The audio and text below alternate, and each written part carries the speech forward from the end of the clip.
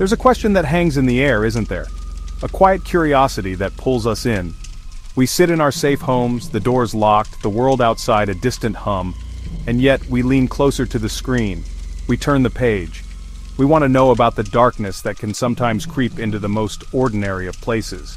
It's a fascination, a chilling one, with the stories that unfold when things go terribly, terribly wrong. These stories are more than just headlines. They are puzzles of human nature, whispers of the fragility of our well-ordered lives. They remind us that just beneath the surface of a peaceful town, a friendly smile. It's a uniquely American pastime, perhaps.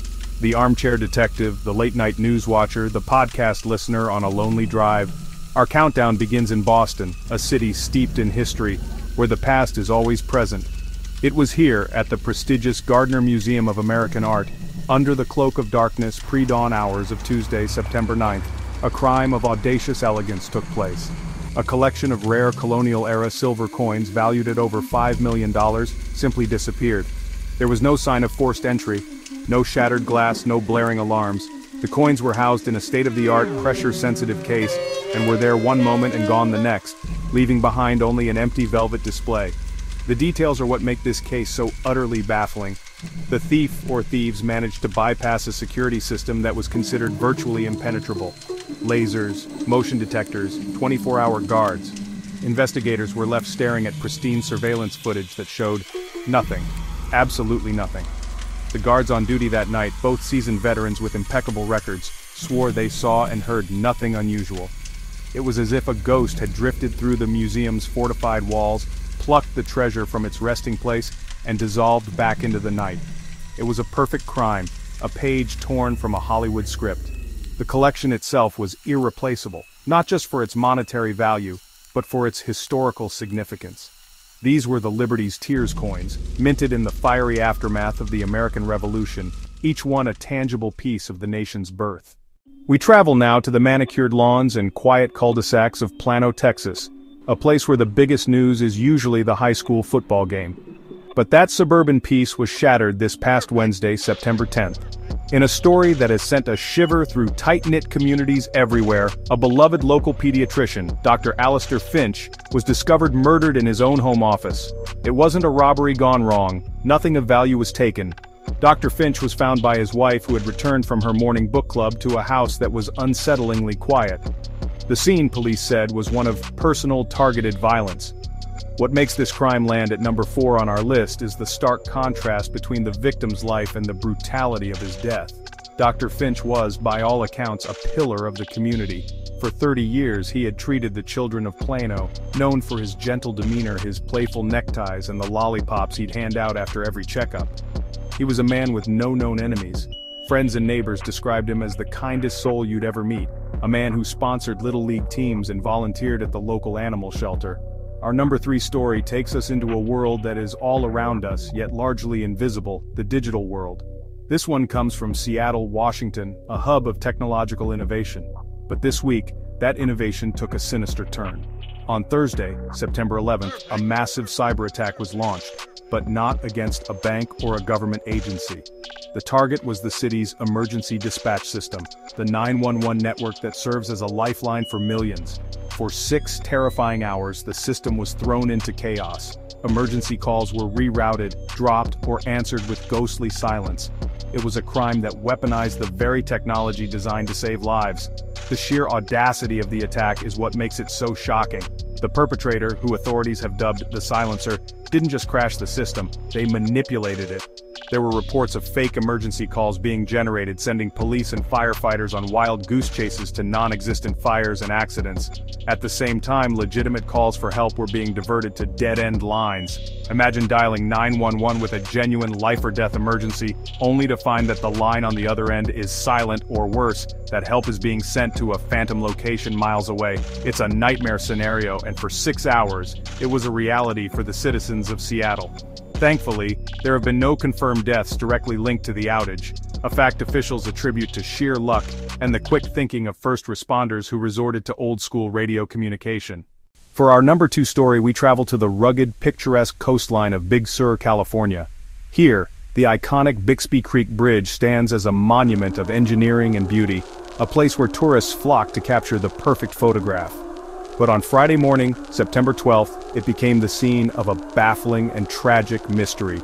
A rental car, a late-model sedan, was found abandoned in the middle of the bridge. The engine was still running, the driver's side door was ajar, and a cell phone lay on the passenger seat, screen lit up. But of the driver, a 28-year-old software engineer from Chicago named Chloe Sullivan, there was no sign at all. She was on a solo vacation, a road trip up the scenic Highway 1, meticulously documenting her journey on social media. Her last post, made just an hour before her car was found, was a cheerful selfie with the rolling Pacific waves in the background. Her caption read, "Found my little piece of heaven." Then, nothing. She vanished from one of the most photographed and heavily trafficked tourist spots on the West Coast, in broad daylight, leaving everything behind as if she had simply evaporated. The search has been extensive and honestly just heartbreaking. Coast Guard helicopters have scanned the churning waters below the bridge, while search and rescue teams with climbing gear have rappelled down the treacherous cliffs. K9 units combed the surrounding hillsides, but the dogs found no scent trail leading away from the car.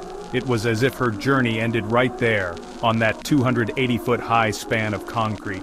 Investigators reviewed her phone, finding only tourist photos and loving texts with her family back in Illinois. There was no indication of distress, no final cryptic message, no clue as to her state of mind. And now, the story that has seized the nation's attention above all others this week. For our #1 most shocking crime, we go to the small, unassuming town of Harmony Creek, Ohio, a place with a population of just over 1,200 people. It's the kind of town where everyone knows everyone. Secrets are hard to keep, or so they thought.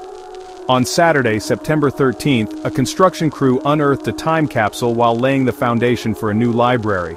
It was supposed to have been buried in 1975, filled with letters, mementos for the town's future residents. But when they pried open the rusted metal box, they found something else entirely. Inside, alongside faded photographs and letters from school children, was a human skeleton. The discovery sent an immediate shockwave through the quiet community. The state's Bureau of Criminal Investigation was called in. Forensic anthropologists descended on the scene. They determined the remains belonged to a young woman, likely in her late teens or early 20s, and that she had been the victim of a homicide.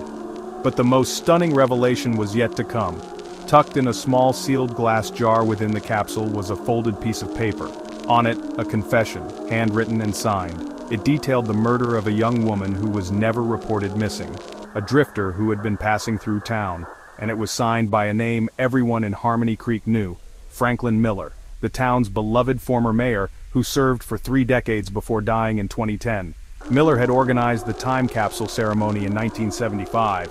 He lowered the box into the ground with a smile, a town hero immortalized in photographs, now recast as a monster hiding in plain sight.